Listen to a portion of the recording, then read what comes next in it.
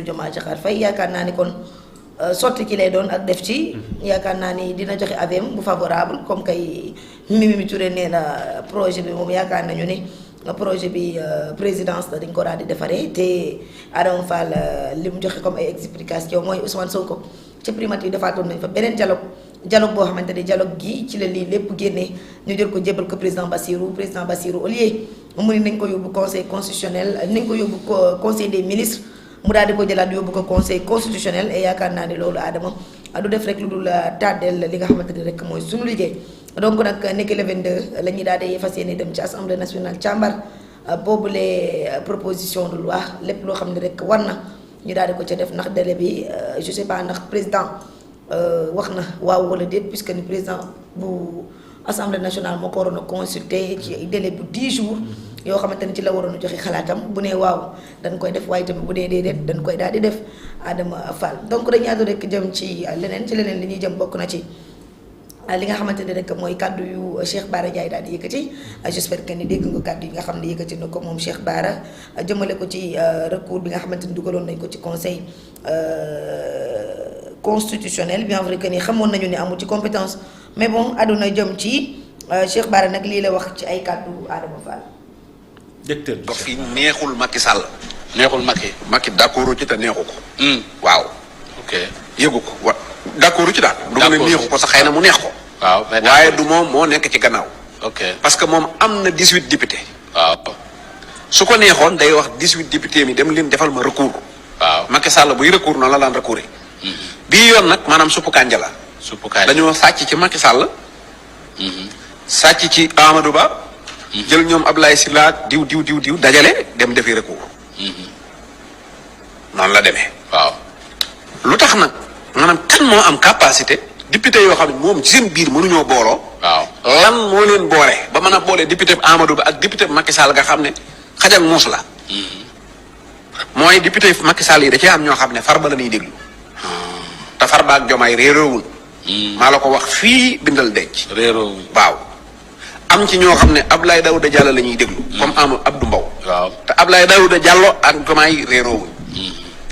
am ci ñoo xam ne Amadou Ba la ñuy déglu. waaw te Amadou Ba ak Diomaye réeroowuñ. dégg nga. waaw Abdoulaye Sylla gis naa di mu ñu defal Moussa Bocar Thiam mandat d'arrêt international.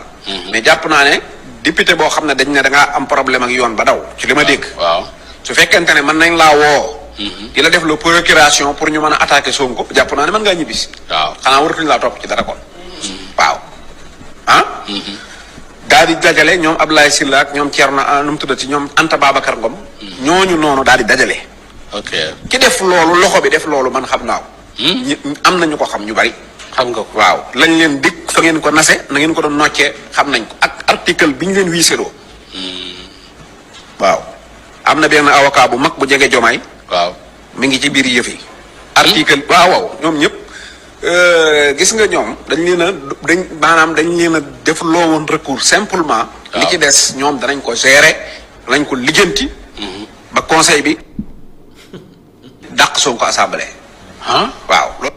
dama j'espère que dégg nga li mu wax moom Cheikh Bara Ndiaye ñenn ñi di ko wéy Google bu Sénégal nee na nag ñi nga xam ne ñoo dajaloo ba mat 17 députés dem ci conseil constitutionnel ngir daal di ko recours bi nee na nag am na ci ay députés yoo xam ne député Abdoulaye Daouda Diallo lañ am ci député yoo xamante ne député yu Farba Ngom lañ ak yu Amadou Ba ñoo daal di dajaloo nag daal di dem daal di dugal seen recours ñi si des nag dañ ne leen dem leen ngeen gérer nee na am na benn avocat boo xam ni xaritu Diomaye la nee na boobu moom moomu ci doon ñu doon nas ak a nocc ca la daal di bokk waaye nag nee na bu ñu demee ba ci dëkk boo xamante ni dañoo jàpp ni benn ministre dafay ne woon ba laal suñu xaalis ñu ko koy laaj mu génn réew mi ñu koy defar procuration pour mu daal di attaquer Ousmane Sonko waaye nee na kooku war naa war a mën a ñibbisi si réew mi moom nag nee na dañ ñi leen dem leen ngeen dugal li ci des dinañ ko gérer nee na nag ñoom xam nañ lépp niñ doon ko naseek niñ ko doon nocceeg décision bi fi mu jógee nee nañ xam nañ lépp tey kaddu Cheikh Bara yi ban jàngat nga ci def.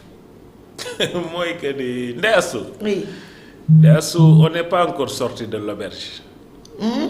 waaw Ndeye Astou on n'est pas encore maanaam man comprendre ma certaine médiocrité de certaines décisions ou bien certain entêtement Ndeye Astou. oui. ci kaddu Cheikh Bara nag dafa neexute weddi. ndaxte nag logique kese ko lal. te ndaya su néew na lu Cheikh Bara di wax nga naan nga ñu koy laam-laamee. lu mu teg ci penc mi. oui lu leer lay teg ci penc mi. jusqu'à présent.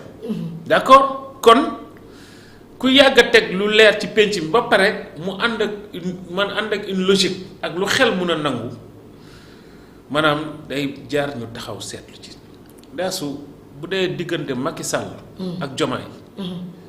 mais dañuy xam ne neexul. pour une simple et bonne raison.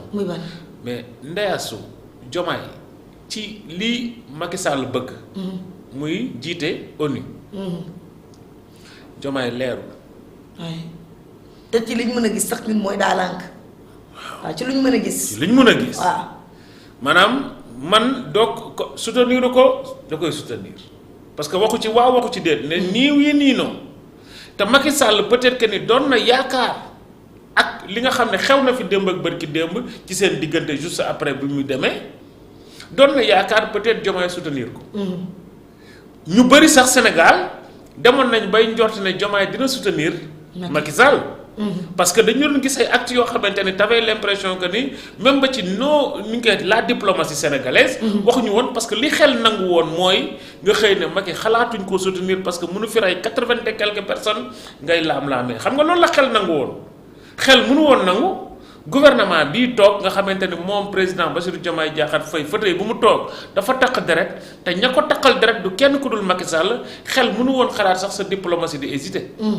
kon li xel doon xalaat mooy nga ne déedéet. mais t'as laissé un peu quand même une porte un peu entrouverte du xel di xalaat naan peut-être que ni est-ce que du da nga koy soutenir wala doo ko soutenir est-ce que Macky Sall moom it amul loo xamante ni doon na ko yaakaar pour Diomaye soutenir ko.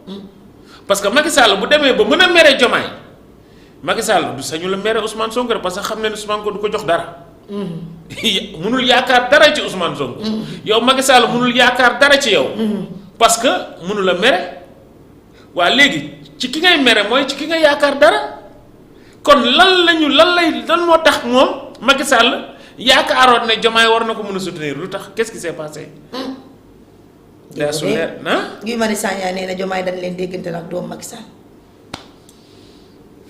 lu grave luy loo xam ne day baax quand même xanaa bés dinañu leeral. vraiment. war nañu leeral. ay question la pas de réponse. ay question yoo xam ne amul réponse donc kon ndeyasu su nekkente ni kon moom Macky Sall demoon na ba yaakaar ne kii dina ko soutenir ko moo tax mu mere ko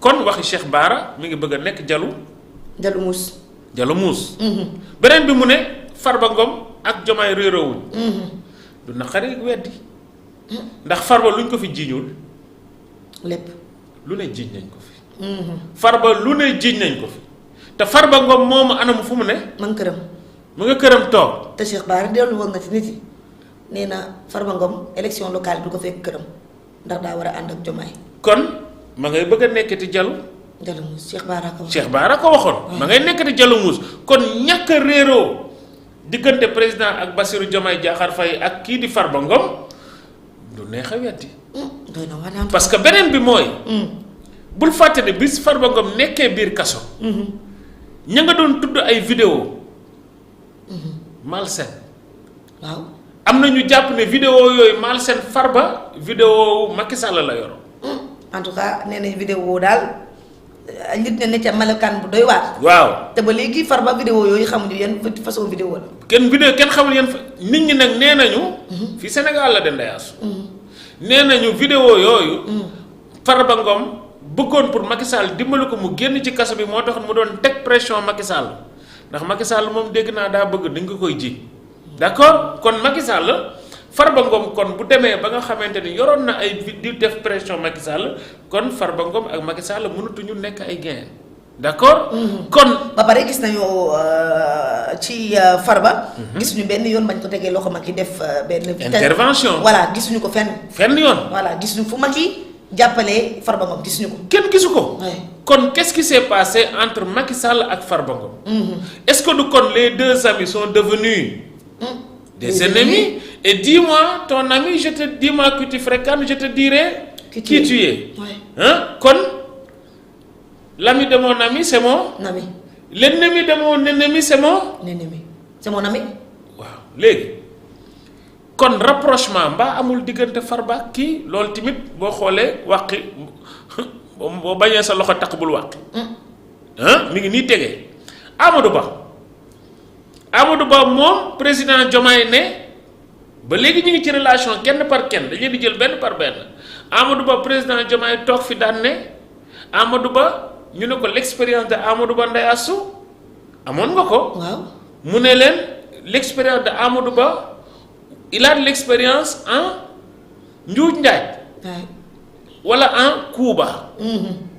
Amadou Ba moomu gis nañ ko mu dugg ca palais ba. waaw dem na mu recevoir ko. dialogue ba et li ko jiitu Cheikh Bara nee na njëkkoon na leen a recevoir. njëkkoon na leen recevoir. Cheikh Bara ko wax. waaw ba pare li ci gën a garaaw sax bi mu ci recevoir Amadou Ba. dafa bind ne dafa soxla expérience am loolu la présidence bind de. ah mais dialogue bi kay da lay laaj loo may xel. waaw te yow yaa fi toogoon nga ne nit ki amul benn expérience lu dul teg dil njuuj njaaj jël luñ ko joxul. waa léegi su nekkente ni kon. Abdoulaye Daouda Diallo passons. fi jaar na fi comme ministre de l'intérieur. waaw mais Abdoulaye Daouda Diallo bu demee ba ñu naan Abdou Mbow Abdoulaye Daouda Diallo lay topp te Macky Sall mi nga xamante ne moo tax Abdou Mbow nekk député mais politique kon ci xam nga dama jàpp ne. pourquoi président Bassirou Diomaye Diakhar Faye mën a ànd ak ñoom ñëpp est-ce que wuute nañ xalaat ak ay méthodes. maa ngi doog a comprendre jour ba ñuy voté mbiru góor jigéen ñi.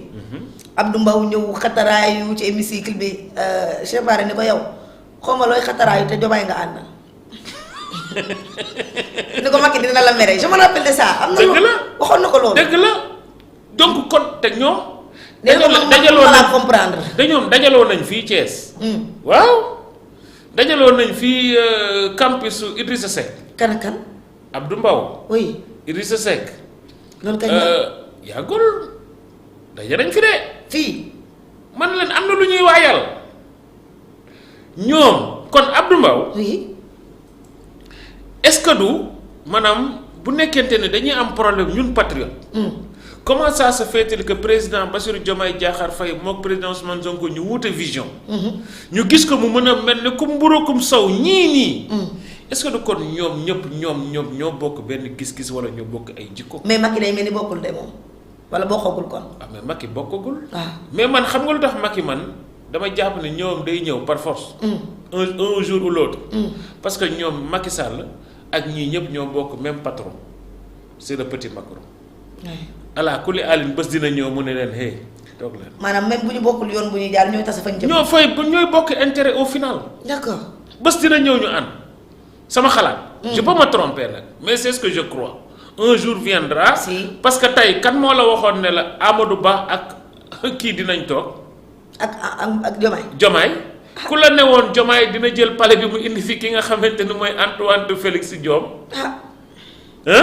moo tax ma ni politique moom. ku la newoon tey Diomaye dina xëy suba ne la non man de wax dëgg yàlla daanaa woo doomu Macky Sall. Aïssatou Diop Fall toog fii nee na man de daanaa dem waaye dama daan muuru dama daan làqatu. ba pare ni visite mu bokk na ci gën a neex.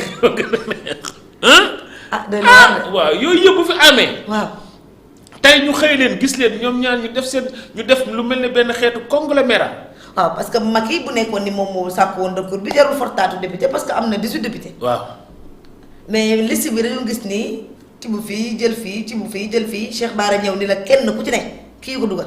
te foofu laa doon ñëw. boo gisee ma ne bokk jikko. maanaam tibb fii parce que gis nañ nag ku mel ne président Bassirou Diomaye Diakhar Faye. da doon bëgg a tibb ba bëgg a tibbaale biir Pastef. système de cof bi. d'accord. xam naa ne moom suppu kànja moom xam naa ne moom bañu sama xalaat. bii mooy système de cof. système de suppu kànja la parce que da ngay cof fii parce que ba mu nee bëgg a cof biir Pastef nag ci la ko président Ousmane ko tegal teg ko fi mu dem de loolu moo waral. beaucoup de ministres demuñu. d'accord pour l'instant ok donc ñi jot a dem. yal na yàlla defal jàmm c'est les résidus. d'accord kon tey le fait que Cheikh Bara expliqué ne seen recours bii ñii la ci président Bassirou Diomaye Diakhar Faye àndal damay ñëw fa ma tàmbalee. muy lan mooy que ne lii moo fi amoon. 2021 2022. 2023 2024 te teewul. ña doon def lii yëpp ay complot ay ramifications yëpp de Sénégalais dañ leen a sanctionné mais c'est là où je dis que je comprends même pas pourquoi ils veulent continuer à persister ci stratégie boobu. parce que xam nañ ni tey peuple sénégalais bi. président Bassirou Macky Sall bi mu fi nekkee. il avait pas l'unanimité. déedéet.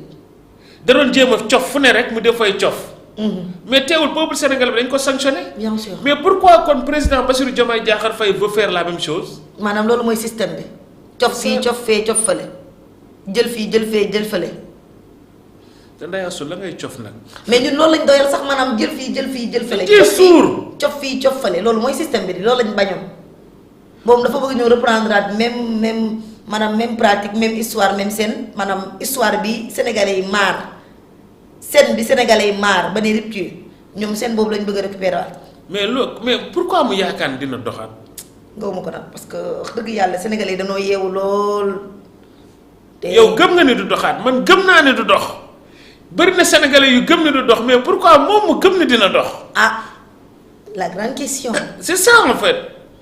man dama jàpp ne loolu du dox parce que ñun bëggatuñ ko dañoo wàccu genre doxin boobu ñun dañoo bëgg ki li nga xam ne li ñuy dig nga ñu koy wan li ñuy dig nga koy def. li ngay nekk di tëju ci kii néeg di ko expliquer. mu correspondre ak li ñuy wan ci biti. dëgg gëw ma ne yow tey da ngay bëgg a dàq sa premise ba pare naan ko nañ ko waxtaanee su ma génnee waxal leneen. mais genre pratique yooyu c'est tout ce qu'on veut plus. mais pourquoi ñoom ñu bëgg a entêté wu ne. bëgg ñu forcer loolu par force. doy na waar de. su loolu qu'est-ce qui la. doy na waar de. ku ma ci tane na ma expliquer boo pourquoi ñu yaakaar ne lii bés dina ñëw mu dox parce que. su kon mooy ancien système ba nga xam ne ña daan toog naan Macky Sall tu peux le faire. bu la neexee sax laajal 3e mandat bu jaree nga rey 99 personnes sax def ko. sa gël dóor gëmmal dóor sa gëmmal dóor ainsi de suite. kon même système boobu moo tax ñu leen dugal leen rek. dugal leen rek bi moom. dugal leen rek Adama awma problème ak dugal leen rek waaye dinaa ko gérer bi laa amal problème parce que man dama yaakaar ni kan moo am maanaam yëpp gu toll nii lu toll nii conseil constitutionnel nday charte réew mi nga bëgg a dem ni ko daf gérer leen nii damay dem gérer lu munul nekk luñ bindul ci texte binduñu ko ci këyit binduñu ko ci article yow nga ne gérer leen lii dinaa dem gérer ji la ci des. kan moo am capacité boobu. moo ma jaax kan moo am prérogative boobu. question boobu daaw ba ren ñu ngi koy posé. mais dañu ko gën a kan mooy am fitu tontu ko. bu bu question bi ñu ngi koy. li naan li Youssou Ndour naan làmb ji fi amoon daaw. waaw ba ren ci xaar verdict ba la ñuy xaar ba tey. verdict bi moom ñu toll nii parce que man awma problème ak kenn leen demal dem leen moom kenn bañalu ko kenn dem leen fii ba suba am ngeen ci droit waaye kan moon leen dem leen ma gérer leen ko. ma gérer leen ko boobu noonu kan moo war a mën a ñun xool ni ba mu yàgg gis ni conseil constitutionnel amul benn prérogative ci bureau politique bu assemblée nationale mënu ko demal ma gérer leen ko. Ndeye Astou kon réew mi ci ay gérer lañ ko bëgg a teg. man jaaxle naa de ci loolu. te Ndeye Astou ñun loolu ñu bëggatuñ ko woon quoi. doy na waar ñu bëgg ñu indi laatal ay non giraawal naa ko gérer. politique mu gérer de weesu woon nañ ko. nekk ci politique bu factuel lu mun a nekk lu mun a nekk mënul nekk. wax sénégalais yi dëgg. c'est ça teg mbiri si yoon. oui maanaam pour l'intérêt de la nation. pas pour ay teg ay affaire pour wut ay 2e mandat ak ay 3e mandat loolu mënuñu ko wàccu démb di ko lekkaat. vraiment c'est impossible Ndeye Astou man si j'ai un conseil à leur donner yaa xayti dawal leen teg leen ko ci code. Sénégal am jàmm ba pare Ndeye Astou Sénégal dañoo sonn de. billahi wallahi Adama. mais c'est des questions yoo xamante ni man je te mens pas des fois man xoolal ça me prend la tête. tellement man je comprends même pas pourquoi on va encore nous faire revenir en arrière. étape yoo xam ne passé nañ ko romb nañ ko tey ñu bëgg a indi delloosiwaat ñu ci ay non dugal leen ko rek naa ko gérer même bu nekkente ne xam nañ ni lii nii yoon da koo aaye. billahi ñu bëgg ñu forcer waatal lan maanaam gouvernance su jaay doole. Ndeye Astou jaay doole tey lu mu mayul Macky Sall kan la koy mayaat fii ci biir réew. jaay doole lu mu mayul ka jiitu Macky Sall Ablaye Wade kan la koy may fii ci réew moo tax ma ne man du ma comprendre maanaam lu doxul ci Ablaye Wade. marché wul ci Macky Sall. dañoo yaakaar ne tey lay marché. te tey sax nag peuple boobu du sax peuple bi maanaam nit ñooñu sax duñu nit nii nit ñi ñoo ëpp détermination. waaw ñoo gën a féete ndaw xam nga bu yàgg ba politique bi mag yee ko doon def mais léegi politique bi xale yee koy def. ñu ngi nii la taxaw feres xale yi mën nañ ko bu nekkee ni ci réseau yi mën nañ ko bu nekkee ci terrain yi mën nañ ko kon nag du yomb loolu jàll ma ngi leen di ñaanal nag joyeux daanaka li ngeen bëgg mu jàll waaye gaw ma nag dina mën a jàll foofu la problème bi nekkee. defe naa ne pare guñ dañ ñoom. maanaam ñoom yàpp nañu yem ju teel defe naa keleng lengu recours Sonko bi defe naa pareeguñ ci de. dafa mel ne dégg naa ne am nañu. si parce que Talla Sylla bu Thiès nee na nañ dem saisir Cour suprême comme suite logique bu àjjuma bi rek nee na conseil constitutionnel jël leen décision mais bu kenn noppi continuer leen.